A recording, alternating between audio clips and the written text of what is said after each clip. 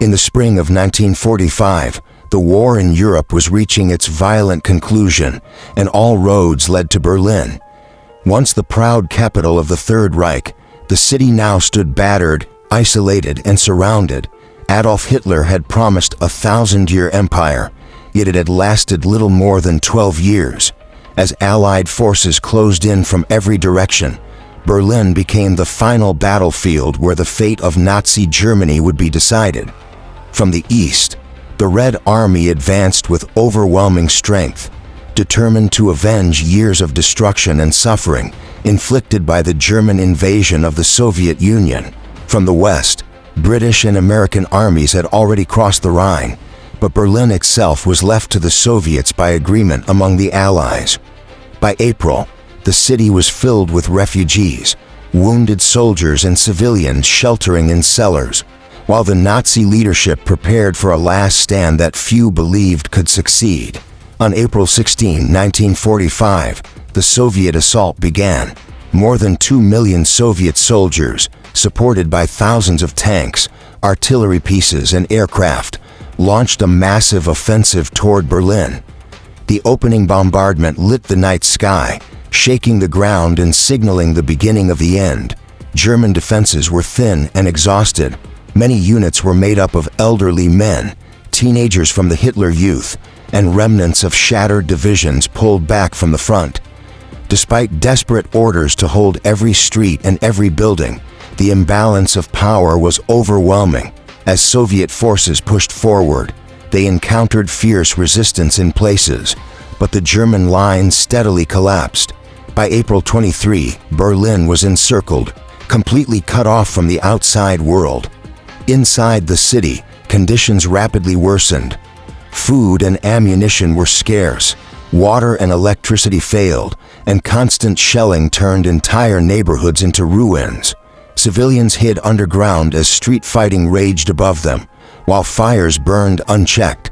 Soviet troops advanced block by block, often engaging in brutal close-quarters combat.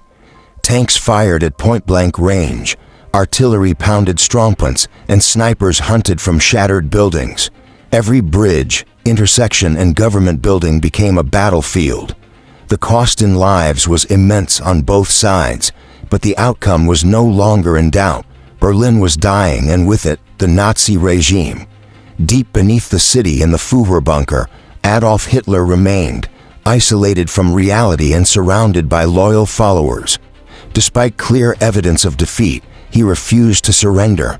As Soviet forces drew closer, Hitler issued meaningless orders to armies that no longer existed. On April 29, he married Eva Braun in a brief ceremony, a final personal act amid the collapse of his empire. The next day, April 30, 1945, with Soviet troops fighting only a few hundred meters away, Hitler took his own life. His body was burned in the garden of the Reich Chancellery, as he had ordered, to prevent it from being displayed by the enemy. The symbol of Nazi power was gone, but the fighting in Berlin continued. After Hitler's death, command passed to Grand Admiral Karl Dönitz, who sought to save what remained of Germany by surrendering to the Western Allies while continuing resistance in the East. In Berlin, however, there was no escape. On May 1, Joseph Goebbels, Hitler's propaganda minister, also committed suicide after killing his children, an act that reflected the fanaticism and moral collapse at the heart of the regime. German defenders were exhausted, leaderless, and surrounded. Soviet forces tightened their grip on the city, capturing key landmarks including the Reichstag, which became a powerful symbol of victory. On its shattered walls, Soviet soldiers left graffiti marking the end of the long and brutal war.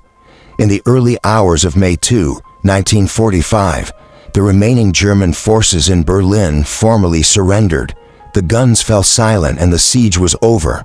The city lay in ruins, with tens of thousands dead, both soldiers and civilians. Berlin was a landscape of destruction, its streets filled with rubble, burned-out vehicles, and shattered buildings. For the Soviet Union, the victory came at an enormous cost, but it marked the defeat of its greatest enemy. For Germany, the fall of Berlin meant total collapse. Within days, on May 7, Germany surrendered unconditionally to the Allied powers, bringing the war in Europe to an end. The Siege of Berlin was more than the final battle of the Second World War in Europe. It was the dramatic conclusion of a regime built on violence, ideology, and terror. The city's destruction reflected the consequences of total war and the price paid for aggressive ambition. As the smoke cleared, Berlin became a symbol of both defeat and transformation. From its ruins would emerge a divided city, standing at the center of a new global conflict known as the Cold War. The thousand-year Reich had ended not in glory, but in rubble, silence, and surrender, leaving behind a powerful lesson about the rise and fall of tyranny.